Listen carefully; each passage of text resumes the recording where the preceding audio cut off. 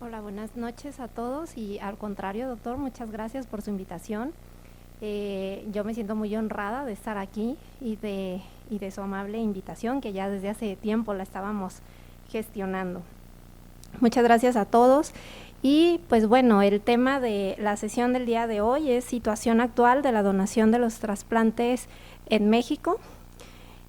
Más que dar una plática, son los datos, muchos de ellos son datos que están abiertos al público, que los podemos consultar en la página de Senatra, pero más que una plática o aparte de una plática, los invito a que hagamos también una reflexión acerca de cuál es nuestra situación actual aquí en nuestro país y qué podemos hacer como gremio médico o como sociedad para poder ir mejorando estos datos que a continuación se los voy a mencionar. Bueno, entonces entramos de lleno al tema situación actual de la donación y los trasplantes en México y también un poco de la visión a futuro.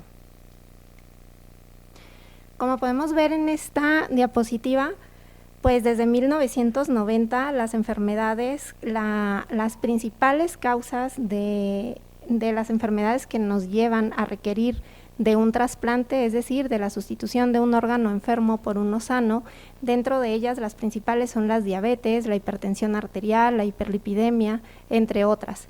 Y desde 1990, según el Observatorio Universal, la diabetes y la enfermedad renal se encuentra en el número 3.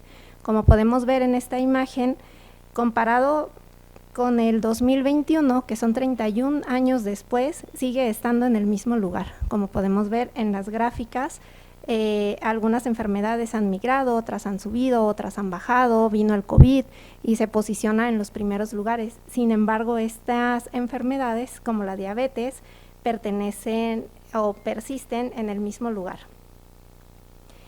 Se estima que aproximadamente a la estimación de muertes por enfermedad renal crónica en el mundo, el 10% de los adultos padecen una enfermedad renal crónica y aproximadamente genera 1.4 millones de muertes por año, lo que lo traduce en 41.5 millones de años de vida saludable perdidos. Como podemos ver en esta imagen, en la gráfica, pues México se encuentra en el color amarillito, lo que lo traduce en aproximadamente entre 50 a 60 millones por millón de habitantes por año.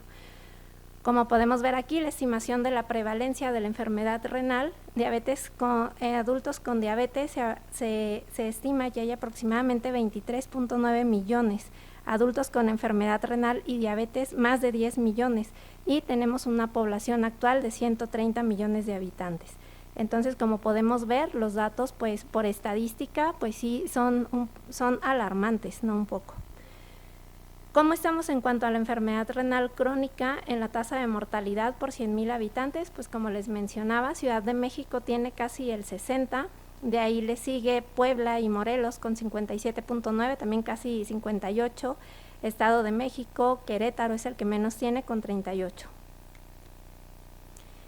En cuanto a la cirrosis, que son de los órganos que más se enferman y que requieren de un tratamiento con un trasplante, la tasa de mortalidad por 100,000 habitantes, pues como podemos ver aquí, igual.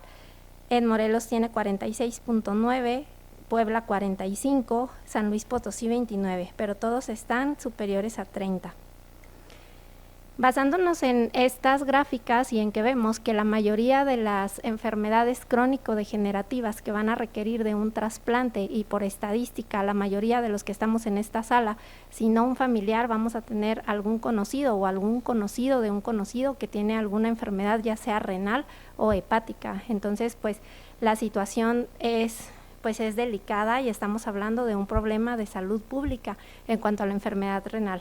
¿Cómo estamos aquí en México? Tenemos un total de hospitales con licencia de procuración de 457 establecimientos. Sin embargo, el 44% solo están activos, el resto están inactivos, quiere decir que no se hacen ahí procuraciones. Y en cuanto a los trasplantes, pues más o menos vamos en el mismo porcentaje. Hay 435 hospitales con licencia, sin embargo, solo el 54% son los que tienen actividad de trasplantes. En cuanto al tipo de programa y programas autorizados con porcentaje de actividad, pues en total son 800. ¿Por qué? Porque algunos establecimientos tienen licencia de procuración, otros tienen de trasplante, pero hay establecimientos que tienen ambas licencias de ya sea de procuración o de trasplantes, por eso nos da 800. En cuanto al riñón, tenemos con programas autorizados 278, menos de 300 en todo el país, y estamos hablando, como les mencioné, que somos un país muy grande, tanto en extensión de territorio, más de 130 millones de habitantes. De hígado, 83 programas, que representa el 40%, que solo tienen actividad. De corazón, 59, y solo el 17, menos del 20%, tienen actividad. El pulmón, 22, con 18% de actividad. Córnea y otros que representan, que tienen 305 establecimientos de córnea, y de otros 53. ¿Qué es lo que quiere decir esto? Que son muy pocos los establecimientos que tenemos. Sin embargo, estamos hablando, si solo el 55 tiene actividad, estamos hablando que hay más de 500 establecimientos que lo tienen. Sin embargo, no todos lo estamos haciendo. En cuanto al riñón, más adelante les voy a enseñar las gráficas en cuanto a los pacientes que están en lista de espera de riñón. Pero ¿qué pasa con el hígado, con el corazón y con el pulmón? Son muy pocos los establecimientos que hay para todo el país, y más aún, más pocos los que tienen actividad. Quiere decir que de 83 establecimientos, solo 40 están activos, y esto se traduce en que solo alrededor de 3 estados, por no decir ciudades, es en donde se realiza. Entonces, es por eso que inicié la plática diciéndoles, dentro de todas estas pláticas, dentro del transcurso de la plática, que también debemos de hacer una reflexión hacia dónde vamos y qué es lo que podemos hacer, porque hay muchas cosas que podemos hacer, tanto como gremio médico como sociedad. Actualmente, al corte del 3 de abril del 2025, en el Centro Nacional de Trasplantes se encuentran 18,909 personas en espera de un órgano. De ellos, casi 16,000 están esperando un riñón, es la lista más robusta. Córnea, 2,704, hígado, 243, corazón, 23, pulmón, 1 y otros 26. Esos otros se refiere a que pueden ser trasplantes combinados, hígado-riñón, riñón-páncreas, etcétera, pulmón en bloque, etcétera. Entonces, como podemos ver aquí, estos datos, pues estos casi 19,000 personas que están esperando un órgano son los que completaron un protocolo, los que están participando para un trasplante. No quiere decir que son las personas enfermas. En las gráficas al principio, como les mencionaba, se estima que aproximadamente hay entre 250 y 300,000 personas en México con un método dialítico, con una enfermedad renal. Y me enfoco más en la enfermedad renal porque es la lista más robusta y son los que más están esperando un órgano. ¿Qué pasa con el hígado? Hay pocos. En la gráfica, si ustedes pueden ver, la gráfica no incrementa, pero ¿qué está pasando con esa gente? El número sigue siendo el mismo, el lugar que ocupa la enfermedad, la cirrosis o la enfermedad hepática, no baja. Entonces, ¿qué está pasando? Que muchas veces los pacientes no alcanzan a realizarse un protocolo, o algunos mueren esperando el órgano. ¿Por qué? Porque son pocos los centros que se realiza esta actividad. También se estima, según el Observatorio Mundial, que aproximadamente, como vimos en las primeras gráficas, más de 10 millones de mexicanos tienen una enfermedad renal crónica terminal. Es independientemente del tipo de estadio en el que se encuentre, tipo 1 hasta el tipo 5. Por eso les mencionaba que alguien de aquí, o si no la mayoría, vamos a tener, la estadística lo dice, un conocido o un familiar con una enfermedad renal. Ahora, ¿cómo estamos en cuanto a la donación en fallecidos del 2024? Pues como vemos aquí, hubo un total de 2,826 donaciones, los cuales, como podemos ver en la gráfica, que no puedo poner bien el señalador, pero bueno, la gran mayoría es de paro cardiorrespiratorio. ¿Y esto qué traduce? Que no tenemos en el país otra estrategia como la donación en asistolia para adquirir otro tipo de incrementar la procuración de órganos. Entonces, todos estos que 2,218, que representa casi el 80%, son por paro cardiorrespiratorio, y esto es, solo se obtienen tejidos, córneas, tejido musculoesquelético, piel, que también son muy valiosos, pero si podemos ver, de los casi 3,000, solo 608 fueron donaciones de órgano sólido, riñón, hígado, corazón, pulmón, que representa solo el 20%. Entonces, la oferta sigue superando la demanda, lo dije al revés, y solo fueron 608 donaciones en el 2024, que quiero informarles que fue la tasa récord de los últimos 10 años. No había habido más donaciones. Pero si estamos hablando de una lista de casi 20,000 personas para órgano, entonces estamos muy cortos todavía. En cuanto al IMSS Bienestar, se realizaron 1,800 donaciones en total. De ellos, la mayoría fueron por paro cardiorrespiratorio, que esto se traduce en extracción de córneas y de tejido musculoesquelético, de tejido de piel. De órganos solo fueron 349, como bien podemos ver, liderea en nuestro país. IMSS Bienestar fueron 326. No me voy a detener mucho en estas diapositivas porque todos estos datos están abiertos al público en la página de Senatra. Pero como podemos ver, Defensa solo tuvo 3 por muerte encefálica y 3 en total. Semar tuvo 1 y Pemex no tuvo ninguno por muerte encefálica. Entonces, la situación, pues sí, es un problema de salud pública al que nos estamos enfrentando. Si podemos ver aquí la comparación anual, lo que les mencionaba, desde el 2015 fueron casi 500, al 2024 607, y son las máximas donaciones que se han realizado en los últimos 10 años, por decirlo algo, porque vemos que empezamos desde el 2013. Entonces, tenemos mucho tiempo y la tasa de donación no incrementa. Sin embargo, la población sí sigue incrementando porque cada vez va incrementando el número de población, va incrementando el número de la prevalencia de las enfermedades crónicas, pero la tasa de donación seguimos estancados. La tasa de donación por muerte encefálica actualmente es del 4.3, estos datos son al cierre del 2023, lo del 2024 se publica hasta junio de este año, pero subió un poquito a 4.6, realmente estamos en el mismo lugar. Y como top 5, pues Guanajuato, que tiene el 13.9 por millón de habitantes, le sigue la Ciudad de México con 11.9 y el Estado de México en quinto lugar con 7.8 por millón de habitantes. En cuanto a los órganos y tejidos procurados, la comparación entre el 2019 al 2023, que son 4 años, podemos ver en esta gráfica, lo que está en amarillito son los tejidos, lo que está en verde son los órganos. En el 2019 fueron 6,277. 4 años después fueron 6,723, entonces estamos prácticamente en lo mismo a pesar de los años transcurridos. La comparación pues incrementó un poco, órganos 5.5%, los tejidos 6.5% y en total el 7%, pero realmente si lo vemos y si lo analizamos pues no es gran incremento lo que ha habido.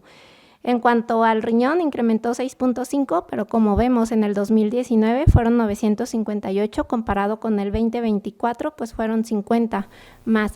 Aquí también existe también el factor de la pandemia en el 2020 que bajó, pero sin embargo ya hace 4 años y seguimos todavía en los mismos números. En cuanto a la comparación anual de los trasplantes, se realizaron en el 2015 6,671 y cerramos el 2024 con 6,363. Lo que les mencionaba, la tasa más baja o el número más bajo fue en el 2020 por el efecto pandemia con 2,331. Pero como podemos ver, en el 2018 fue cuando más se realizaron, 7,674. Sin embargo, estamos hablando de casi 7 años y no siguió ese ritmo, al contrario, fue en decremento y sigue en decremento. En cuanto a la comparación anual, pues los riñones donante vivo tuvo un descenso del 14%, se realizaron en el 2019, 2,050, comparado con el 24, en 1,749, y en cuanto al hígado, tuvo un incremento de los donantes fallecidos de 208 a 263, que es más 26.4%. La tasa de trasplante de órgano sólido por millón de habitantes, pues está de trasplante, es del 26, y el top 5 de la Ciudad de México con 119 y el número 5 Nuevo León con casi 41 por millón de habitantes. ¿Cuáles son los retos en la donación y en trasplante? Pues como hemos estado viendo, el aumento en la carga de las enfermedades crónicas no transmisibles sigue incrementando exponencialmente. No tenemos actualmente un registro para ellas, por lo cual vamos a ponernos a trabajar para hacer un registro de todas estas enfermedades. La capacidad instalada está subutilizada porque, como les mencioné, aproximadamente solo el 50% de los programas tienen actividad de todos los que tienen licencia, es decir, la mitad, o sea, 1 de cada 2 es el que tiene actividad, a pesar de que hay más licencias. ¿Y qué es lo que está pasando? Tenemos que investigar, tenemos que ver por qué no se están, por qué esos establecimientos no tienen actividad, porque desapareció el comité, porque no está el trasplantólogo, qué es lo que está pasando, ya sea para reactivar o para tener más licencias en otros lugares del país. La demanda de los trasplantes sigue superando a la respuesta del sistema. Cada año aproximadamente trasplantamos el 20% de toda la necesidad. La gráfica sigue incrementando, cada vez la lista de espera sigue incrementando. Sin embargo, como lo vimos en las gráficas anteriores, los trasplantes siguen siendo lo mismos, no hay un incremento. La lista de espera no refleja la necesidad real de los trasplantes porque, como les mencioné, esos pacientes que están en lista de espera son los que ya tienen un protocolo completo, son los que ya están participando.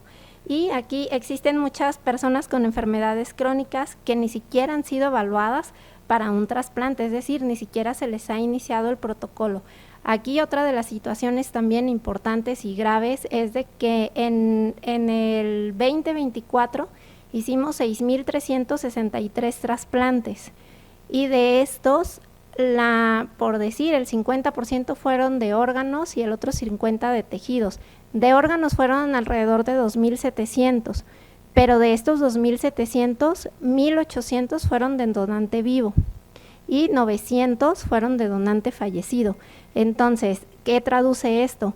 Que año con año estamos dejando también a una gran parte de la población monorreno con un solo riñón. Y como, pues no me gusta decirlo así, pero pues México nos caracterizamos en muchas ocasiones por ser primeros lugares, como en diabetes, como en hipertensión, como en obesidad infantil, etcétera. Entonces todas esas enfermedades también nos van a llevar tarde o temprano a que algunos de esos donantes en un futuro sean pacientes. Entonces nos estamos enfrentando a un problema importante de salud pública. ¿Por qué? Porque en la mayoría los que nos dedicamos a los trasplantes, cuando tienen un donante que es familiar pero tiene sobrepeso y no puede donar, los sometemos a hábitos dietéticos, a ejercicio, pero bien sabemos que muchos de esos, no digo todos, pero sí algunos de ellos, una vez que dan su riñón, pues regresan a sus hábitos normales. Entonces también mucha gente se está quedando solo con un riñón. Y lo que debemos de hacer más énfasis es en seguir incrementando o tratar de incrementar la tasa de donación. ¿Cómo lo vamos a hacer? Con difusión, pero no solo es difusión, solo es decir, sino dar información real, porque no me van a dejar mentir, en las series, en la televisión están plagadas de programas y que se trata o noticias de tráfico de órganos, cuando sabemos que eso no existe. Sin embargo, toda esa información que no debe de ser, mucha gente la cree y por eso existen muchos mitos y por eso existen muchos tabús y la gente no quiere donar. Entonces tenemos que hacer mucha concientización y mucha difusión, pero con información real para que la gente sepa de lo que se trata un proceso de donación y que eso nos ayude también a que eso nos incremente la tasa de donación. La baja tasa de donación, como les mencionaba, a pesar de todos los avances, sigue manteniéndose baja a comparación de otros países latinoamericanos. Si nos comparamos con países europeos, pues estamos muy por debajo. Pero si nos comparamos también con países latinoamericanos como Brasil, como Uruguay, seguimos estando muy bajo nuestra tasa de donación y somos un país muy grande con mucha población que no es para esta tasa de donación. Las desigualdades territoriales también para el acceso a los trasplantes. Algunos estados superan ampliamente la media nacional, como la Ciudad de México, más de 119, mientras que otros apenas hay actividad, como muchos estados de la República, que no voy a mencionar ahorita el nombre, pero que sí estamos incluso en 0. Entonces, ¿qué tenemos que hacer? Los programas de riñón hay más en todo el país, pero los de hígado, los de corazón, los de pulmón están centralizados. No podemos descentralizar a la gente, pero podemos buscar estrategias para poder ir apoyando a todo este rezago que existe. La desaceleración en el crecimiento de algunos trasplantes, aunque hubo incrementos en trasplantes tanto hepático, cardíaco y pulmonar, y renales de donante fallecido, hubo una disminución en los trasplantes de donante vivo y de córnea. Entonces, si se fijan, o sea, hay un incremento, hay un descenso del otro, pero finalmente no se logra un avance. ¿Por qué no se logra? Porque es multifactorial, no depende 100% del médico o del hospital, o sea, existen muchos factores y un problema nos va trayendo a otro y a otro, pero necesitamos ir atacando poco a poco esos problemas para darle solución a todos estos pacientes, porque estos más de 19,000 personas que están en lista de espera, no son 19,000 personas, son 19,000 familias y entre ellos están niños, están adultos jóvenes, adultos que están en la edad para trabajar, etcétera. ¿Cuáles son dentro de las acciones estratégicas y visión a futuro? Pues fortalecer la prevención y la detección temprana con todas esas enfermedades crónico-degenerativas, porque la solución, sí, en la mayoría es el trasplante y es la única oportunidad que tienen las personas, las que llegan a ellos. Pero esto va más allá, es detectar oportunamente, es hacer campañas de detección de enfermedades renales, de enfermedades hepáticas, porque si bien la terapia o la oportunidad de las personas es el trasplante, no todos llegan, no todos se protocolizan. Y antes de pensar en un trasplante, pues hay que hacer acciones también para la detección de todas estas enfermedades crónico-degenerativas que al final nos van a llevar a un trasplante. Implementar campañas de concientización, como les mencionaba, no solo es la información, no solo es decir hay que ser donante, sino hay que dar información real para que todos esos mitos y todas esas ideas que no son, que la gente cree, o sea, se vayan desapareciendo. También aquí es muy importante que toda la gente lo platique y que en sus familias digan y decidan si son donantes, porque ¿qué sucede también en cuanto a los accidentes? Por ejemplo, los consentimientos expresos es el que uno dice, el donante vivo que va a donar y pues ahí se firma y pues adelante el consentimiento. Pero ¿qué pasa en todas esas personas que presentan muerte encefálica, que tienen un consentimiento tácito, que ellos en vida dijeron que sí, no lo dijeron o no fue suficiente la información para que en el momento dado el familiar decida? Porque hay gente que todos en la licencia tenemos, sí soy donante, o tenemos plaquitas, o gente se tatúa, etcétera, pero al momento de que ocurre una desgracia o está en esa situación, llega el familiar directo y dice no, ya aunque en la licencia esté y aunque lo haya dejado o haya dicho, el familiar es el que decide. Entonces, ¿cómo vamos a poder también hacer campañas de concientización?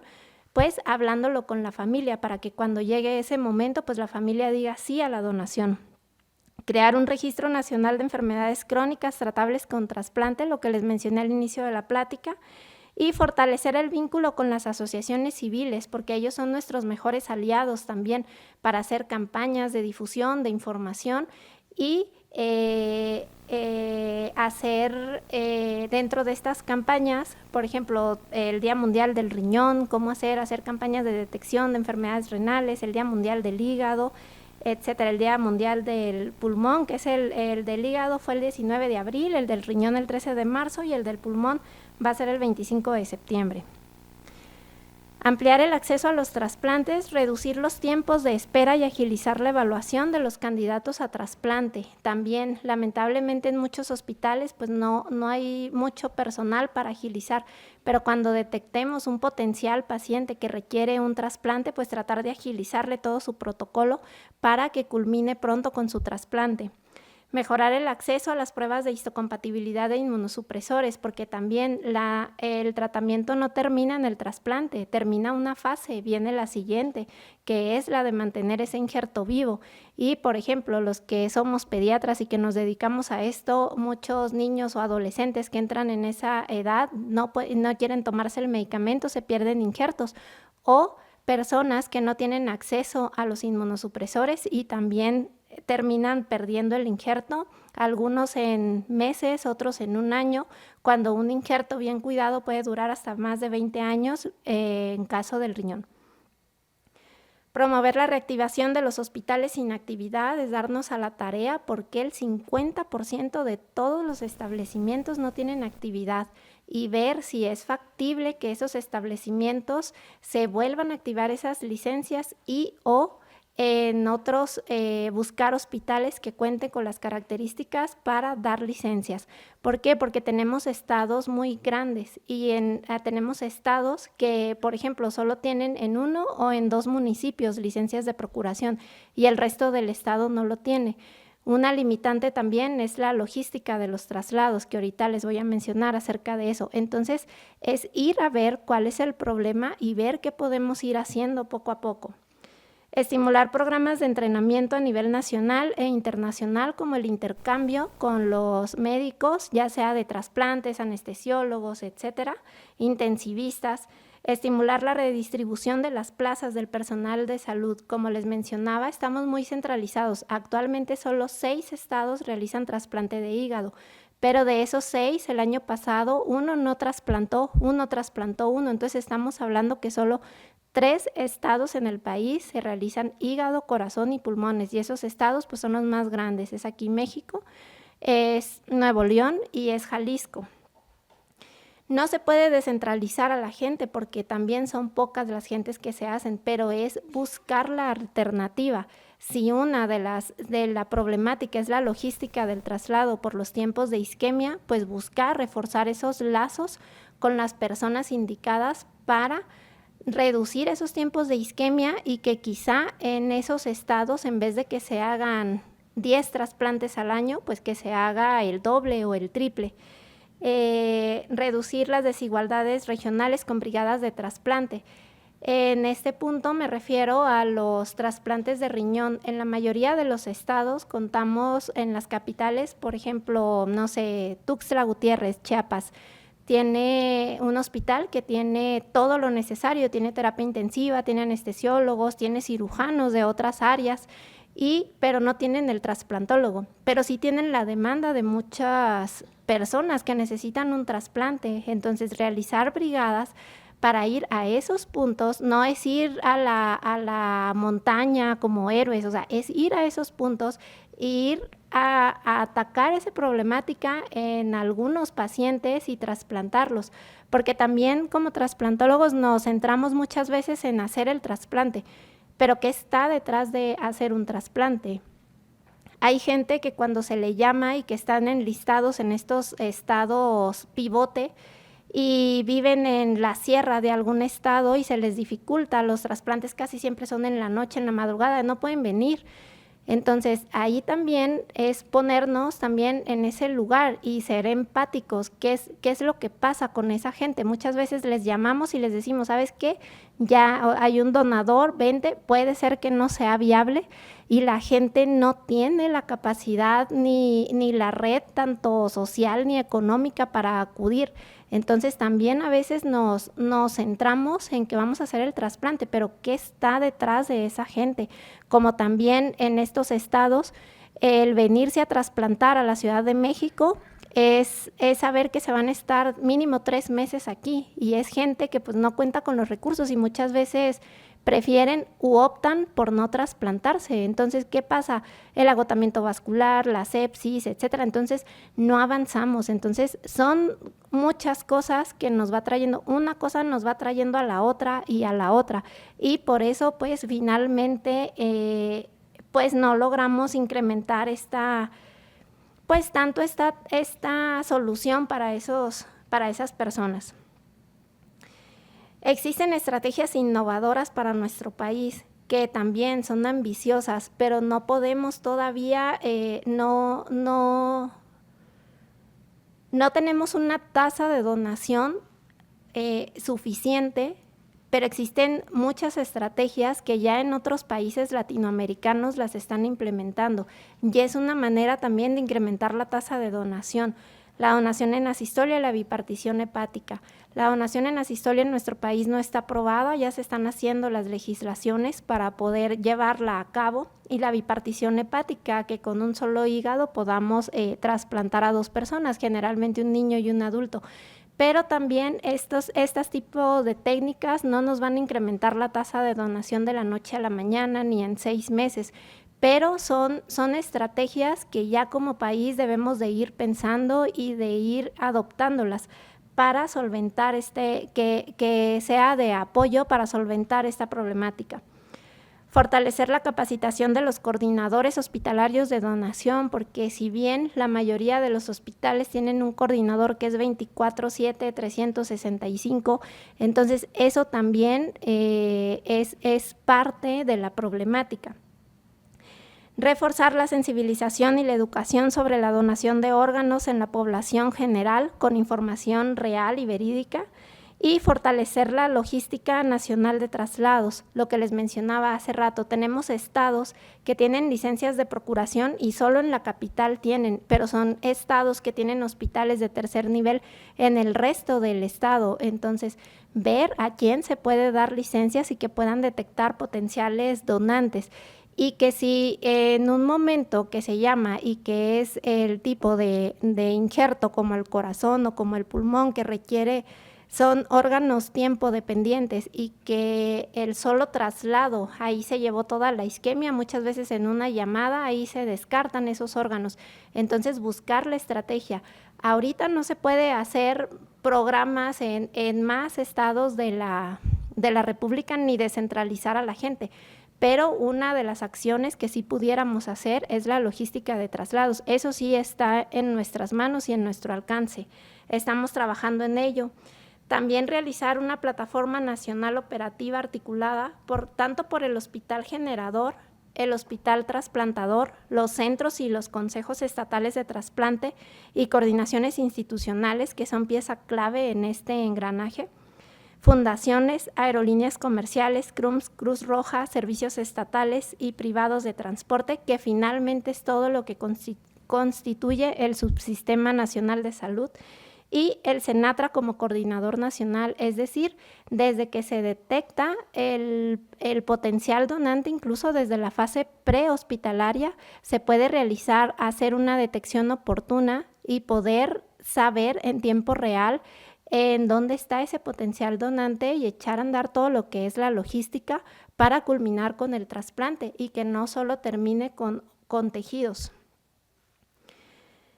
Bueno, este es un ejemplo de un caso que tuvimos hace un par de semanas, en donde pues con la colaboración entre todos, pues sí es posible.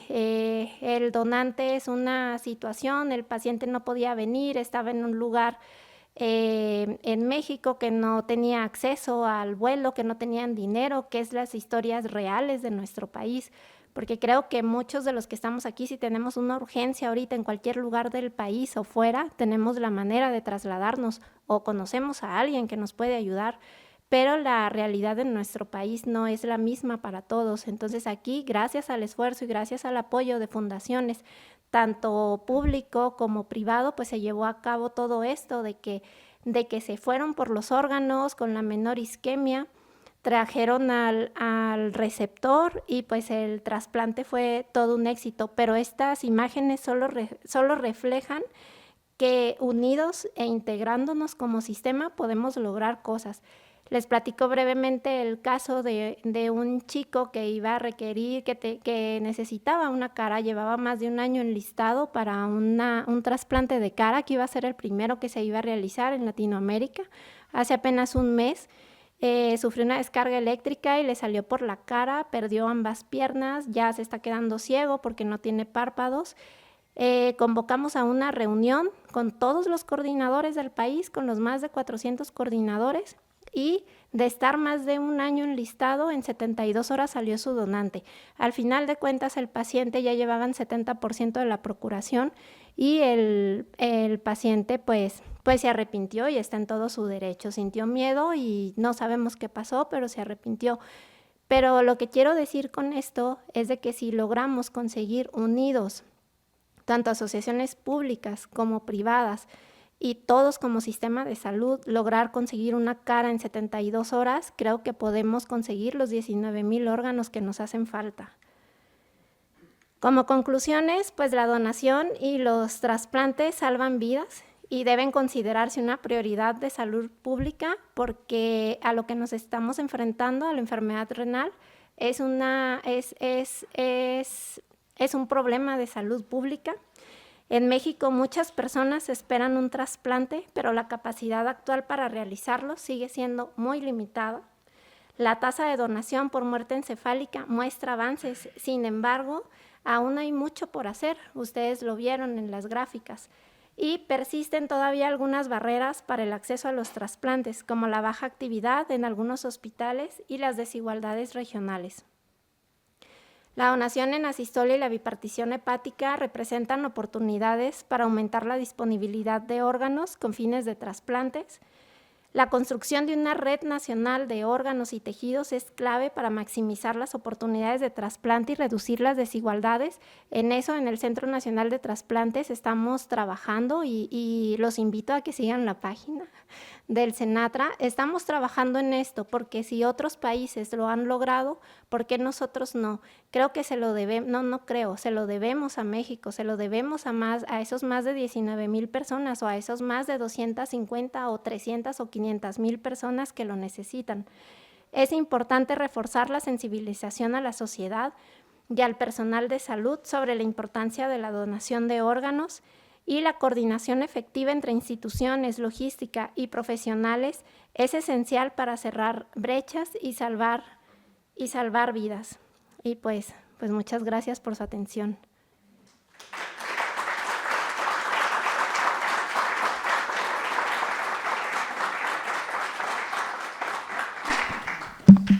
Muchísimas gracias, doctora. ¿Nos permiten más preguntas? Bueno, tema muy interesante, desde luego, con muchas dudas. Y vamos a pasar a la sección de preguntas y respuestas, si nos permite, doctora, por favor. El doctor Romero tiene la tablet para iniciar esta parte. El doctor Galo tiene algunas preguntas. Antes quisiera comentar que estamos llegando a varios estados de la República, Ciudad de México, además de Ciudad de México, Durango, Estado de México, Guerrero, Nuevo León, Oaxaca, Querétaro, Veracruz y Zacatecas. Entre las preguntas que el doctor Galo nos hizo llegar,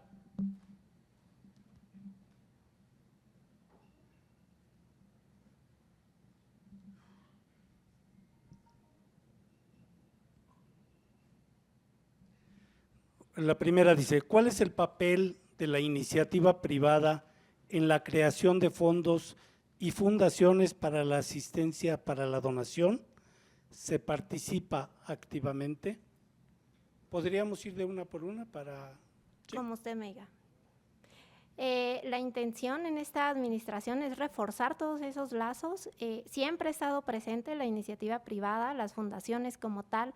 Sin embargo, ha tenido un poco de deterioro y actualmente estamos reforzando todos esos lazos, como lo vimos en la presentación. Para muestra de ello fue que hace un par de semanas pues tuvimos la colaboración tanto de fundaciones como de iniciativa privada para el apoyo de todo esto, y claro que sí, se pueden apoyar precisamente con las fundaciones. En el Centro Nacional de Trasplantes no contamos con cuentas, por ejemplo, para manejo de cuentas, pero con terceros, con asociaciones, con fundaciones, y se puede. Y la intención es de que se sume todo esto y de integrar todo este sistema o subsistema para poder hacer más cosas, como les dije hace rato, o sea, hay mucho por hacer y tenemos que hacerlo, y entre más nos sumemos, lo vamos a lograr, porque estos esfuerzos no son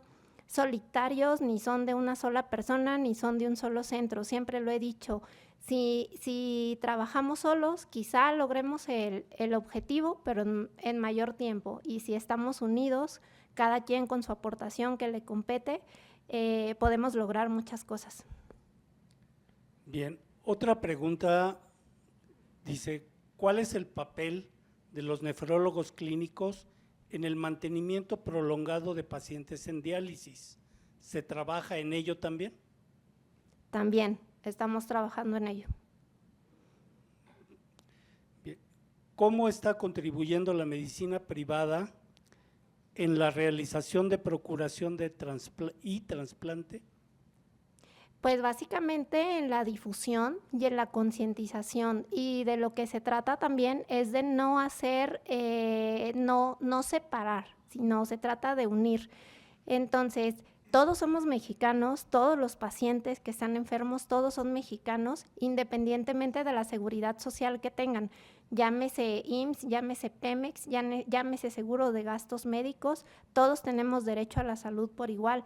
Y para prueba también, no me va a dejar mentir, aquí está nuestro coordinador de todo el corporativo. En menos de 15 días hemos tenido 3 procuraciones precisamente de Grupo Ángeles. Entonces, cómo contribuyen con la concientización, con la difusión y con la integración hacia todo el sistema, porque todo suma, y en muchas ocasiones se habla también que no generan muchos donantes las instituciones privadas, pero todo está en la información y en la integración. Entonces, como les digo, hace un par de semanas hubo 3 procuraciones de instituciones privadas. Entonces, todo suma integrándonos. Bueno, antes de pasar a las preguntas y comentarios del auditorio, hay una última que dice, ¿cuántos hospitales privados tienen clínicas o unidades de insuficiencia orgánica como centro de captación de pacientes y recursos? Así como tal, no hay ni público ni privado, hay como un hospital o alguna clínica que se dedique solo a las enfermedades renales o solo a las enfermedades hepáticas. Generalmente, pues en todos los establecimientos se tratan a estas personas, que sería también algo que tenemos sobre la mesa para trabajar en ello, pero son cosas que no se van a lograr a corto plazo. Pero generalmente todos se tratan en los hospitales, y en cuanto a, bueno, no es la pregunta, pero los establecimientos con licencia, dentro de todos esos establecimientos están ambos, públicos y privados. Los que cuentan con el 50% de actividad están hospitales públicos y privados. Tenemos preguntas del auditorio, si voy a pasar el micrófono. Doctora Erro, buenas noches, muchas felicidades por su nuevo cargo, creo que era muy buen papel, enhorabuena. Gracias doctora. Como doctora también de este hospital, he tenido la oportunidad de ir a algunos comités de trasplantes y sé que ustedes de las principales como promotoras de que también se hagan trasplantes aquí. Lo que he notado es que la mayoría de los trasplantes son más bien infantiles, son para niños, y habitualmente los donadores aquí son, por ejemplo, los padres, la mamá habitualmente. Como doctora de este hospital, de casualidad, ¿usted tendrá las cifras de cómo está este hospital? ¿Cómo hemos avanzado? ¿Cómo vamos respecto a otros hospitales? La cifra como tal de aquí del Hospital Ángeles Metropolitano no, en general pues de todo el Grupo Ángeles, y con respecto a que se hacen más infantiles, van a la par, doctora. No es que sean, incluso a percepción, así van a la par, tanto adulto como niño. Ok, gracias.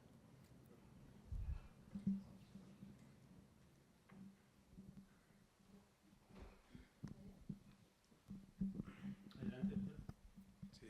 Hola, buenas noches. Felicidades, doctora. Una excelente plática. Yo creo que es lo que necesitamos, una motivación y situarnos en un panorama general. Yo trabajo aparte del Hospital Ángeles Metropolitano en el General de México, Y nuestro principal problema es quizás la forma de solicitar la donación de los órganos. Necesitamos gente capacitada, porque muchas veces el paciente ya está parcialmente sensibilizado, la familia ya está parcialmente sensibilizada a la donación y resulta que llega algún médico residente, alguna persona que no es del equipo de trasplantes y hace comentarios que son incorrectos y perdemos esa donación. Actualmente, con la epidemiología que va cambiando, prácticamente podemos decir que motociclista sin casco, donador potencial. Entonces, creo que vamos a tener mucho más capacidad de tener mayor cantidad de donaciones, y creo que antes de abrir muchos centros de donación recepción y donación de órganos, tenemos que capacitar a mucho más gente, tenemos que sembrar, dar el piquitito de la araña para que más gente de nosotros se integre a estos centros de trasplantes y sean verdaderamente promotores de la donación. Muy buena plática, y creo que hay que replicar esta plática a nivel nacional, ¿no? Muchas felicidades, Rosa. Gracias, doctor. Un gusto saludarlo. Y precisamente toca un punto muy importante y clave, porque en muchos lugares, por más de que en algunos, no en todos ni en la mayoría, pero en muchos sí, el coordinador, la problemática es que tenemos un coordinador 24/7, 365, entonces cada que entran los residentes nuevos se les dan pláticas y se les hace énfasis que pues quieren, ¿no? Van entrando y su primer rotación, terapia intensiva, y les da uno la plática de trasplantes, quieren tener iniciativa, y eso nos echa a perder todo el proceso de donación. Y no solo de los residentes, también de los médicos que están ahí. Entonces sí se hace mucho hincapié en que solo sea el coordinador el que tiene que tener la entrevista con ellos, y como bien lo dice, o sea, más que capacitar, quizá contratar, porque gente hay. En Senatra hacemos 2 diplomados en el año, uno cada 6 meses. Aquí está el doctor Adalberto Poblano, que es el que se encarga ahorita del diplomado. Acabamos de concluir el diplomado número 64. Gente hay. Quizá tenemos que ir indagando también, tanto en los hospitales públicos y privados, mayor contratación de este personal que es clave para llevar a cabo la petición y que se lleve a cabo pues la procuración, porque también no les mencioné, en el 2024 tuvimos casi 4,000 donaciones no concretadas. No sabemos cuál es el motivo, porque no tenemos la pestaña, no la teníamos. Ya vamos a empezar a trabajar en este punto dentro del diagnóstico también que hemos hecho en el centro, de que la mayoría son o por logística o por negativa familiar. Suponiendo que esas 4,000 donaciones hubieran sido concretadas, hubiéramos hecho más de 8,000 trasplantes, o suponiendo que el 50% de esas se pudieron rescatar por órganos, hubieran sido 5,000, 6,000 trasplantes. Entonces también estamos trabajando en todo ello. Pero cuando les di el ejemplo de lo del trasplante de cara, ahí está. O sea, la reunión fue con puro coordinador el que está en la guerra, el que está en la batalla, el que le pide al familiar. Y ellos son los que saben cómo pedir para que esa potencial donación, o sea, se concrete. Y sí, o sea, tenemos mucho también en qué trabajar en ese lado, ¿verdad, Diego?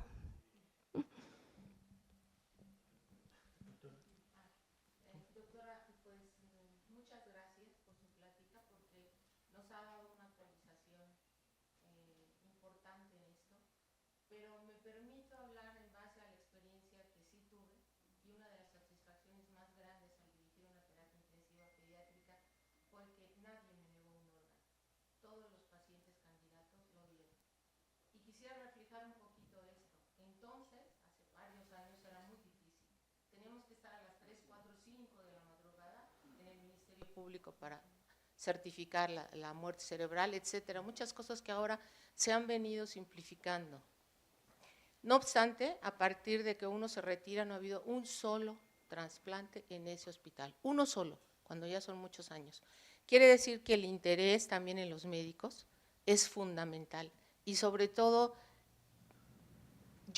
déjeme pasmar mi experiencia, no es básicamente el coordinador, es el médico tratante, el que se anticipa la situación, el que dice la probabilidad que le queda a ese donante, y está ahí en el momento de decir y de pedir, no por teléfono, ahí presente pidiendo el órgano y siguiendo todo lo demás. Pero volviendo a eso, porque además el mundo me ha llevado al mundo de la bioética y siempre hemos visto este déficit, esto no cumplir o no estar siquiera cerca en base a la demanda tan grande que existe. ¿Por qué no tomar? Desde que estábamos nosotros hablábamos del donante en asistolia, que ya lo tenía España, estamos hablando de hace muchísimos años. Eso sería un punto muy importante y muy estimulante también para los médicos el poder hacerlo. Luego, algo importante, con esto finalizo. Es cierto, se necesita recurrir al altruismo, pero caramba, ¿cuántos países no tienen la situación del altruismo, pero dan algo a cambio al mismo gobierno? Ejemplo, su servicio médico de por vida después, a los donantes. Y en otras ocasiones, una compensación. En este país, que somos tan disímbolos socialmente, pues yo creo que eso vendría a ser una situación que favorecería muchísimo para la donación altruista que pudiera existir, a cambio de algún beneficio incluso en el sentido de salud para ellos mismos, y que ya estuviera listo hace muchos años la donación en asistolia en este país. Entonces eso sí sería fortalecer desde abajo, porque lo que usted nos dice, venimos años y años y poniendo y diciendo, y España y poniéndolo en el metro y hablando, no se tiene para el personal, que es más importante, y los donadores, el estímulo suficiente todavía en el país. Sí, gracias, doctora. Precisamente todos estos comentarios y todo esto tenemos registrado, tenemos mucho por hacer, tenemos mucho en qué trabajar. La meta es incrementar la tasa de donación y, como les mencioné al principio, o sea, es multifactorial. También mucha gente dice, ¿por qué México no avanza? Por la cultura de donación. Yo no creo que sea el 100% la cultura de donación. La gente quiere donar, pero faltan muchas cosas para lograrlo hacer. Y, por ejemplo, esto que usted menciona, no solo eso, o sea, son muchas acciones que podemos hacer y que están en nuestras manos. Como les mencionaba hace rato, lo que no está en nuestras manos es de que la ley nos apruebe las historias. Eso no está en mis manos ni en las del subsecretario, eso ya pasó a la ley. ¿Y eso cuánto tiempo va a pasar? Pero por mientras no nos podemos cruzar de brazos y decir, bueno, ya que me autoricen la asistolia, esto se va a incrementar, porque tampoco es garantía, porque necesitamos mucha preparación también para llevarlo a cabo. Pero mientras, ¿qué podemos hacer? Existen estados, como les digo, de los más grandes de la República, que solo 3 lugares tienen licencias de donación. Entonces, quizá por logística, quizá por pues la mayoría de la logística, entonces trabajar en ello. Les comento que el 58.8% de las donaciones no concretadas es por negativa familiar. Entonces también nos hace falta mucho hacer énfasis en eso, porque podemos decir difusión y hacer mucha difusión, pero es la información que damos, porque hasta la fecha todavía hay médicos que creen en el tráfico de órganos, y el tráfico de órganos no existe. Se necesita un quirófano y 20 personas para estar ahí para poder extraer un órgano. Sin embargo, todavía hay gente que sigue pensando en eso. Entonces, todo eso sí está en nuestros alcances, y la intención también de toda esta plática y de dar los datos duros es de que como gremio médico y como sociedad, ver de qué manera podemos ir avanzando e ir dándole solución a esta problemática que se nos viene, o sea, se nos avecina una avalancha de nieve, porque en cuanto al riñón, como le decía, alrededor de 2,000 personas se están quedando monorreno. Entonces también tenemos que ir viendo o poniendo atención en eso. Y como les mencionaba también, es integrar, es unirnos, tanto asociaciones privadas, públicas, etcétera, que quizá los privados no tienen tanta actividad. Y no les respondí, doctora América, se hicieron aquí 6 trasplantes en el 2024, entonces en un año es poco, pero si lo comparamos quizá con otros hospitales privados, pues podemos decir que son más, pero realmente no es un número pues grande, ¿no? Porque la demanda sigue superando. Otra vez felicidades por tu nombramiento, muchas felicidades por tu plática. Como bien mencionabas, una de las problemas es la donación, ¿no? El problema de la donación es muy, por lo que tú quieras, por problemas socioeconómicos, de creencias culturales, dogmáticas. Y una de estas estrategias, como bien mencionaba en su plática, es buscar otro tipo de opciones y alternativas para estas donaciones, ¿no? Como la asistencia, la donación en asistolia controlada. Hay poca gente, ¿no? Somos pocos los que estamos entrenados en este tipo de estrategia. Y mi pregunta es, a nivel legislativo, ¿cómo ve usted que va avanzando esto para poder ser un país que esté haciendo este tipo de estrategias de donaciones, ¿no? Esa también es cierta parte de nuestra preocupación, porque habemos gente capacitada, entrenada en este ámbito, en este rubro, y sentimos que, pues, ¿para cuándo, ¿no? Y esa es la pregunta que tendría yo. Ok, muchas gracias. Bueno, también les informo que el doctor Pablo es parte del equipo de los médicos capacitados y entrenados en donación en asistolia, de los que están aquí en el auditorio, el doctor Diego, la doctora María Elena Martínez, la doctora Lorena Noriega, que hemos tomado el curso en Madrid y que es en parte nuestra preocupación por incrementar en el afán de incrementar, de buscar otras estrategias. ¿Cuándo? No sabría decirte una respuesta. Lo que sí te puedo decir es que ya se envió la reforma a la ley, y una de las principales preocupaciones, tanto del secretario y del subsecretario, es la salud y enfocada también en trasplantes. Entonces tenemos todo el apoyo de parte de ellos. Ya se envió la reforma a la ley desde febrero.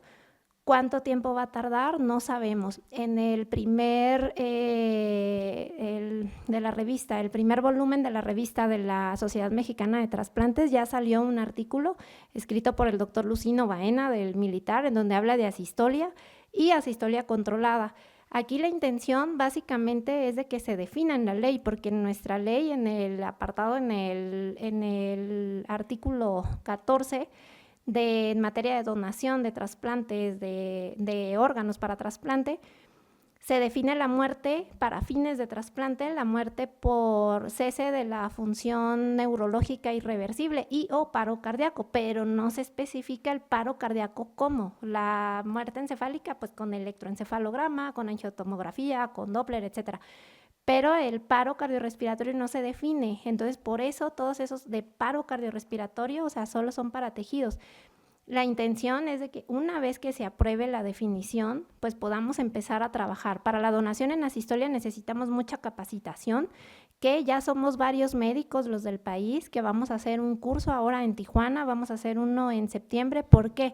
Para cuando ya esté aprobada por la ley, que esperemos que no tarde mucho, ya mucha gente esté familiarizada con el término, porque actualmente, y lo digo por experiencia propia, estuve yo 1 año en España y la primera vez asistolia, pues decía, ¿qué es esto? Entonces, actualmente esa es la intención, de ir capacitando a la gente e ir informando para que este trámite, pues ojalá y nos autoricen pronto. Pero una fecha exacta no sabría decirte, pero seguimos trabajando en ello. Doctora, buenas noches. Permítanme, la última doctora de aquí del auditorio, vamos a dar oportunidad a los que están en línea, por favor. 2 preguntas. Doctora, muchas gracias por la plática. Me presento, soy Alfredo Cisneros, soy psicólogo, no, creo que estoy entre muchos médicos y siempre ha sido para mí un gusto trabajar en el área de trasplantes desde el 2018, y alzo la mano por incorporar equipos multidisciplinarios. Justo hace rato mencionaba el doctor que, bueno, y usted, que parte de las donaciones no se concretan porque la familia es quien se echa para atrás o quien decide no donar finalmente. Entonces, algo que al menos a mí me ha dado un buen resultado ha sido platicar con las familias antes, durante y después de la donación, para inclusive incorporarlos a los cuidados o al seguimiento que van a tener estos pacientes posterior a un trasplante. En el caso de darles una mala noticia, incorporar protocolos para la comunicación de malas noticias, como el protocolo Graving o el protocolo Spikes, que han dado muy, muy buenos resultados, y yo por lo menos he recibido muchas respuestas favorables cuando se hace así, de esta manera. Entonces, cuente conmigo si en algo puedo ayudar. y pues desde la psicología se encuentra un campo bien bonito en los trasplantes. Gracias. Muchas gracias y de hecho, bueno, es un sinfín de estrategias las que tenemos planeadas, es un sinfín de problemática que queremos ir atacando, pero dentro de ellos, por parte del Centro Nacional de Trasplantes, vamos a hacer unas sesiones clínicas bimensuales, que la primera va a ser en junio y de hecho habla de negativa familiar y vamos a invitar, todavía no lo saben ellos, el miércoles se van a enterar a los que vamos a invitar. Y viene un apartado acerca de malas noticias. Igual si está interesado, aquí está el doctor Poblano, se puede o consultarnos en la página del Senatra. Y por último, también respondiendo a la palabra del doctor Pablo, a la pregunta, estamos haciendo la elaboración de la guía de práctica clínica. Una guía no sustituye a la ley ni a la Constitución, no, pero a la par estamos trabajando para que se vaya, o sea, tanto se autorice ir teniendo ya algo, el protocolo y una guía finalmente que sí tiene valor, no tanto peso como la ley, pero estamos trabajando en ella y que de hecho eres también partícipe. Adelante, doctor Romero. Sí, doctora, como corolario de las personas que se encuentran en línea, hay varios comentarios y voy a tratar de condensarlos. La doctora Anabel Medésigo de Zacatecas, parece que es una organización Riñón de Plata, AC, hace varios comentarios, pero en general dice que su material gráfico lúdico es magnífico. En Zacatecas lo utilizan como piloto para un proyecto con niños y niñas de tercer grado de preescolar para concientizar sobre la donación de órganos y prevención de la enfermedad renal.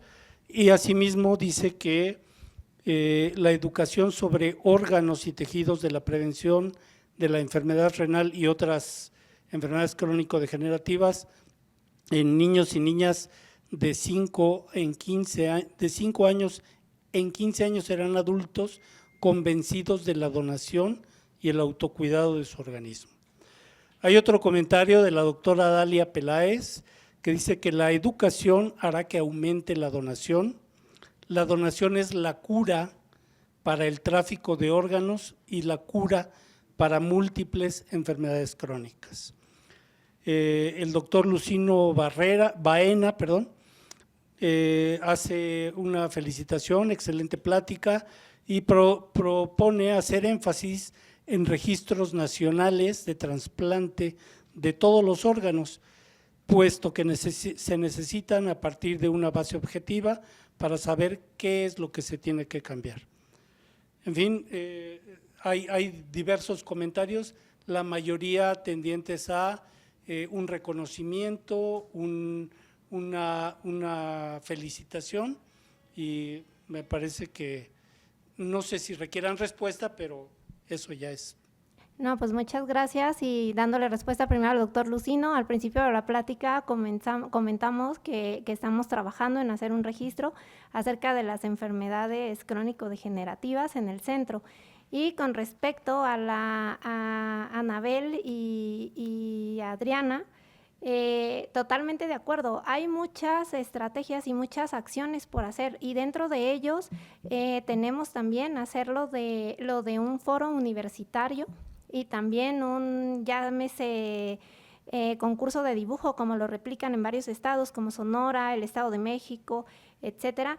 Pero también, más allá, si ustedes vieran lo que un niño expresa acerca de la donación, se quedan impactados acerca de los dibujos y como bien lo mencionan ellas, son las personas que en 15 años van a ser los tomadores de decisiones y los foros universitarios en menos de 10 años también van a ser los tomadores de decisiones del país. Y otra cosa importante en las universidades no solo es hacer la concientización, también tenemos como meta buscar todas las facultades de medicina y hacer concientización acerca que la especialidad de trasplantes también es especialidad que ya actualmente en México cuenta con valor de especialidad y que es otra opción, porque mucha gente también tiene ideas erróneas acerca de lo que es el trasplante. Y pues también mucha gente ya actualmente pues dependemos de cuando esté el donante, ¿no? O sea, el fin de semana, un domingo familiar, etcétera, pero hacerles ver también lo bueno y lo bonito de esta carrera y ir sumando, porque también tenemos un déficit de trasplantólogos impresionante en nuestro país para poder hacer más cosas. Bueno, pues hay temas que el éxito se fundamenta en cuántas inquietudes despierta. Y creo que este es un tema que cumple a cabalidad esa definición. A veces las conclusiones de una plática como que se vuelve estática. Sin embargo, cuando hay más inquietud, creo que eso es lo más enriquecedor. Digo, nos podríamos, como en otros temas, pasar aquí muchísimo tiempo, se nos agota, y lo que quiero es felicitar a la doctora, agradecerle sobremanera, de corazón, su asistencia. Por parte de la sociedad entregamos un reconocimiento, doctora, y un pequeño presente, que espero que sea por su papel, seguramente está viajando. Muchísimas gracias a todos ustedes y los esperamos en el lugar que nos reunimos siempre después de una sesión tan